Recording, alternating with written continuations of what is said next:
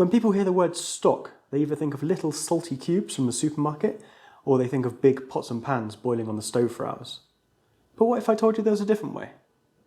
Stick around and find out how to make a delicious, salt-free stock with no more than 5 minutes of preparation and 30 minutes of cooking. Let's get started.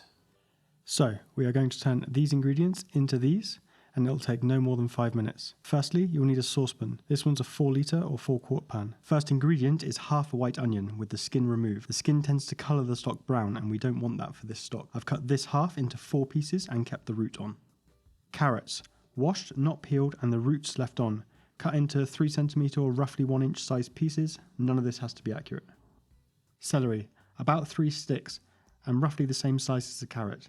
I washed this as it can hide some dirt down around the root area, but top to tail, everything goes into this pan. Next up, leek, one of my favourite vegetables. People seem to avoid this because I think it's a little tricky to deal with. I'm just cutting this into the same width as the carrots, and then taking it over to the sink and giving it a good wash. Making sure I get into all the crevices to get all that dirt out. Rinse and repeat until your leeks are clean. Now onto the more controversial ingredients. A red bell pepper. This could also be a yellow or orange bell pepper. Just avoid the green ones as these are a little bitter and it will come through in the stock. I'm just cutting this into large pieces and taking out any of the white rib or pith, as this can also be bitter. Now an even more controversial ingredient and what I see as a secret weapon. 2 small slices of orange. This brings a fresh, vibrant note to this stock. Next up, a small handful of parsley. This could also just be stalks. A few sprigs of thyme. Less is more with thyme, don't overdo it. 2 bay leaves, fresh or dried. 1 star anise and 6 whole black peppercorns. Now add 3 litres of water. This has filled my 4 litre pan to the brim. Place the pan onto a high heat and bring to a boil. At this point, give everything a good stir. This will help to push any impurities to the surface. Now lower the heat so the stock is at a gentle simmer. And after 5 minutes or so, you'll be able to start skimming off any impurities with a ladle or a spoon. Repeat this as often as needed. I had to do it about 3 times.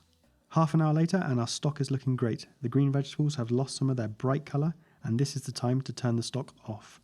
Let it sit for a few moments to cool slightly, whilst you gather some containers to put it in. I'm using 4 containers. If you have a container large enough to hold all this stock that will fit in your fridge, then use that. If not, you have to do similar to me. Using tongs or a slotted spoon, distribute the vegetables evenly amongst all the containers and then start to add the liquid. The only thing that's not going into these containers is the orange, as this can overpower the stock if it's left in there. Once cool, these can go into your fridge with the vegetables in the broth for 24 to 48 hours. After that, you'll have to remove the vegetables and the stock will last for around 5 days in total refrigerated. 24 hours later, and I have half of my stock here. I'm going to show you a little trick to make it last a lot longer. Start by straining the stock into a saucepan so you just have the liquid remaining, and take note of how much you have. Here I have about 1.2 litres or roughly 1.2 quarts. If you use gas, then place the pan onto a ring that's not so large that the sides of the pan get all scorched from the heat. This will impact the flavour of our stock, so I'm going with my smallest gas ring. Now start to boil this stock. We are going to boil it until we have 10% of what we started with. In my case, that's around 120 mils or half a cup of liquid left. For me, this was around 20 minutes of continuous boiling. Now get an ice cube tray and carefully pour your stock in. Don't spill a drop. This stuff is concentrated liquid gold. Place that into your freezer and then you'll have your own homemade stock cubes on demand. Alright guys, and that's that. This recipe is simple, healthy, and it puts you in full control of the levels of salt in your food. Go check out one of my other videos, and I'll see you in the next lesson. Bye.